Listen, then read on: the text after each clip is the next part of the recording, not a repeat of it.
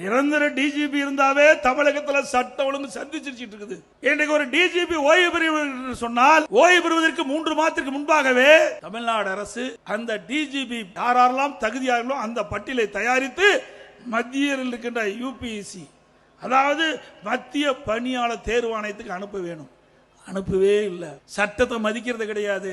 தனக்கு வேண்டியப்பட்டவர்கள் டிஜிபி ஆக வேண்டும். அதற்காக திராவிட முன்னேற்ற கழக அரசு, திரு ஸ்டாலின் மாடல் அரசு இந்த டிஜிபி ஓய்வு பெறுகின்ற பொழுது 3 மாதத்திற்கு முன்பாக மத்தியில் இருக்கின்ற யூபிஎஸ்சிக்கு அனுப்பல பட்டியல.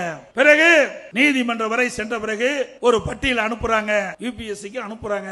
அந்த பட்டியல அப்பொழுதும் காலதாமமாகுது. உச்ச நீதிமன்றத்தில் வழக்கு வருது.